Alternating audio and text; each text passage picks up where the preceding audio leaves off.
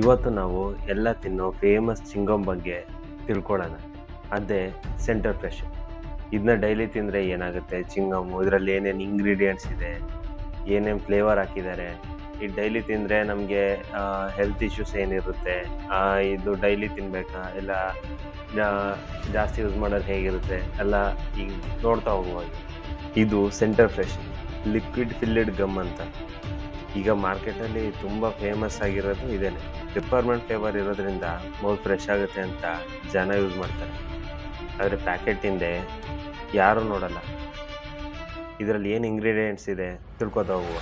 ಮೊದಲನೇದು ಆಸ್ಪರ್ಟಮ್, INS 951 ಅಂತ ಕರೀತಾರೆ. ಇದೊಂದು ಆರ್ಟಿಫಿಷಿಯಲ್ ಸ್ವೀಟ್ನರು. ಶುಗರ್ ಇಲ್ಲದೆ ಸ್ವೀಟ್ ಟೇಸ್ಟ್ ಬರಲಿ ಅಂತ ಇದನ್ನ ಯೂಸ್ ಮಾಡ್ತಾರೆ. ಇದ್ರದ್ದು ಗುಡ್ ಸೈಡ್ ಏನು ಅಂದರೆ ಶುಗರ್ ಕಡಿಮೆ ಇರುತ್ತೆ, ಕ್ಯಾಲೋರೀಸು ಕಡಿಮೆ ಇರುತ್ತೆ. ಆದರೆ ಜಾಸ್ತಿ ಯೂಸ್ ಮಾಡಿದ್ರೆ ಏನೇನು ಸೈಡ್ ಎಫೆಕ್ಟ್ ಆಗುತ್ತೆ ಅಂತ ಗೊತ್ತಾಗ್ಬೇಕು. ಜಾಸ್ತಿ ಯೂಸ್ ಮಾಡಿದ್ರೆ ತಲೆನೋವು, ತಲೆ ತಿರುಗೋದು, ಹೊಟ್ಟೆ ನೋವು ಬರೋದಂತೂ ಪಕ್ಕ ಆಗುತ್ತೆ.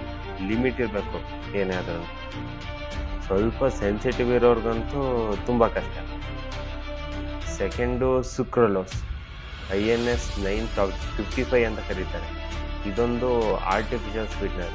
ಎಷ್ಟು ಅಂದರೆ ನಾವು ನಾರ್ಮಲ್ ಯೂಸ್ ಮಾಡೋ ಶುಗರ್ಗಿಂತಲೂ 600% ಜಾಸ್ತಿ ಇರುತ್ತಿದ್ದು ತನ್ನ ಶುಗರ್ ಕಂಟೆಂಟು. ಅಷ್ಟು ಜಾಸ್ತಿ ಬಂದಿರುತ್ತಿದ್ದು. ಇದು ಚಿಂಗಮ್ ಮತ್ತೆ ಇದು ಹೆಂಗೆ ಅಂದರೆ ಇದನ್ನ ಹಾಕಿದ್ದಾರೆ ಅಂದರೆ ಮತ್ತೆ ಅದೇ ಥಿಂಕ್ನ ನಾವು ಯೂಸ್ ಮಾಡಬೇಕು ಅಂತ ಅನ್ನಿಸ್ತಾ ಇರುತ್ತೆ. ಆ ಥರ ಎಫೆಕ್ಟ್ ಆಸೆ ಹುಟ್ಸೋಕ್ಕೋಸ್ಕರ ಇದನ್ನ ಜಾಸ್ತಿ ಬಳಸ್ತಾರೆ ಸುಕ್ರೋಲಸ್. ಮೂರನೇದು BHT. ಇದು ಈ ಎಣ್ಣೆ ಐಟಮ್ಗಳು, ಚಿಂಗಮ್ಗಳು, ಈ ಯಾವುದೇ ಇದ್ರು ಲಾಂಗ್ ಟರ್ಮ್ ಏನು ಯೂಸ್ ಮಾಡ್ತಾರೆ, ಯಾವುದನ್ನ ಮಡಗಿರ್ತಾರೆ, ಅದು ಕೆಡಬಾರ್ದು ಅಂತ. ಈಗ ನಾವು ಮನೆಯಲ್ಲಿ ಫ್ರಿಜ್ ಹೆಂಗೆ ಬಳಸ್ತೀವಿ ಆ ಥರ ಅವ್ರದ್ದು ಈ ಕೆಮಿಕಲ್ನ ವಸ್ತು ಹಾಳಾಗಬಾರ್ದು ಅಂತ ಇಟ್ಟಿರ್ತಾರೆ ಜಾಸ್ತಿ ಟೈಮ್. ನಾವು ಹೇಳ್ಬೇಕಂದ್ರೆ ಜಾಸ್ತಿ ಅದನ್ನ ಇಟ್ಟಿರೋದು ನಾವು ಡೈಲಿ ಯೂಸ್ ಮಾಡೋದ್ರಿಂದ ಸಖತ್ ತುಂಬ ಪ್ರಾಬ್ಲಮ್ ಬರುತ್ತೆ. ಚಿಂಗಮ್ ನಿಜವಾಗ್ಲೂ ಫ್ರೆಶ್ ಬ್ರೀತ್ ಕೊಡುತ್ತಾ ಇಲ್ವಾ? ಅದು ಚಿಂಗಮ್ ನಿಜವಾಗ್ಲೂ ಫ್ರೆಶ್ ಬ್ರೀತ್ ಕೊಡುತ್ತೆ ಹೇಳ್ಬೇಕಂದ್ರೆ. ಯಾಕಂದರೆ ಅದರಲ್ಲಿ ಪೆಪ್ಪರ್ಮೆಂಟ್ ಫ್ಲೇವರ್ ಇರೋದ್ರಿಂದ ಅದು ಫ್ರೆಶ್ನೆಸ್ ಫೀಲು ಮತ್ತು ಎಲ್ಲ ಕೊಡುತ್ತದು. ಅದರಿಂದ ಹಲ್ಲೆಲ್ಲ ವಾಶ್ ಆಗಲ್ಲ. ಆದರೆ ಈ ಖಾಲಿ ಹೊಟ್ಟೆಲಿ ತಿನ್ನೋದ್ರಿಂದ ಇದು ಮಾಡೋದ್ರಿಂದ ಪ್ರಾಬ್ಲಮ್ ಜಾಸ್ತಿ. ಇದನ್ನ ಜಾಸ್ತಿ ತಿಂದರೆ ಏನೇನಾಗ್ಬೋದು? ದವಡೆ ನೋವಂತೂ ಬಂದೇ ಬರುತ್ತೆ. ಡೈಲಿ 2, 3, 4 ಸುಮ್ಮನೆ ಯೂಸ್ ಮಾಡ್ತಾ ಇದ್ದರೆ ದವಡೆ ನೋವು ಬರುತ್ತೆ, ಆ್ಯಸಿಡಿಟಿ ಆಗುತ್ತೆ, ಗ್ಯಾಸ್ ಜಾಸ್ತಿ ಆಗುತ್ತೆ. ಇದೆಲ್ಲ ಆಗೋ ಚಾನ್ಸೇ ಜಾಸ್ತಿ. ಇದನ್ನ ಡೈಲಿ ಯೂಸ್ ಮಾಡೋದ್ರಿಂದ ಇದಾಗೋ ಚಾನ್ಸ್ ಜಾಸ್ತಿ. ನಾನು ಹೇಳ್ತಿರೋದು ಸೆಂಟರ್ ಫ್ರೆಶು ಡೇಂಜರ್ ಅಂತ ಅಲ್ಲ, ಯೂಸ್ ಮಾಡಲೇಬಾರ್ದು ಅಂತ ಅಲ್ಲ.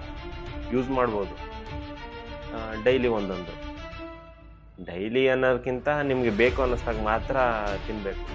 ಈಗ ಜಾಸ್ತಿ ಯೂಸ್ ಮಾಡಿದಷ್ಟು ಪ್ರಾಬ್ಲಮ್ಗಳು ಜಾಸ್ತಿ. ತಲೆನೋವು, ಆ್ಯಸಿಡಿಟಿ, ಗ್ಯಾಸ್ ಅನ್ನೋದೆಲ್ಲ ಲಾಂಗ್ ಟರ್ಮ್, ಅದು ಹೋಗೋದೇ ಇಲ್ಲ ಬಂದರೆ ಒಂದ್ಸರಿ. ಎಷ್ಟು ಕಡಿಮೆ ಯೂಸ್ ಮಾಡ್ತೀವೋ ಅಷ್ಟು ಒಳ್ಳೆಯದು. ಇದಕ್ಕೆಲ್ಲ ನಾವು ರೇಟಿಂಗ್ ಅಂದರೆ 10ಕ್ಕೆ 7 ಕೊಡ್ಬೋದು ರೇಟಿಂಗ್ಗೆ ಅಷ್ಟೇ. ಡೈಲಿ ಯೂಸ್ ಮಾಡಬಾರ್ದು, ರೆಗ್ಯುಲರ್ ಯೂಸ್ ಮಾಡಬಾರ್ದು. ಇದನ್ನೇ ಒಂಥರ ಅಡಿಕ್ಟಿವ್ ಆಗಿ ತಗೋಬಾರ್ದು. ಯೂಸ್ ಮಾಡೋದಿದ್ರೆ ಯಾವಾಗಲಾದ್ರು ಒಂದ್ಸರಿ ಅನ್ಸಿದ್ರೆ ತಿನ್ನಬೇಕು ಅಂತ ಆಗ ಮಾತ್ರ ತಿನ್ನಬೇಕು, ಅದು ಒಳ್ಳೆಯದು. ನೀವು ಕಮೆಂಟಲ್ಲಿ ಮೆನ್ಷನ್ ಮಾಡಿ, ಇದು ವರ್ತ್ ಇದೆಯಾ, ವೇಸ್ಟಾ, ಇಲ್ಲ ಇದು ನೀವು ರೇಟಿಂಗ್ ಎಷ್ಟು ಕೊಡ್ತೀರಾ? ಈಗ ನಾ 10ಕ್ಕೆ 7 ಕೊಟ್ಟಂಗೆ ನೀವು ಎಷ್ಟು ಕೊಡ್ತೀರಾ? ಆ ಥರ ರೇಟಿಂಗ್ ಕೊಡಿ, ನೋಡೋಣ ಹೇಗಿರುತ್ತೆ.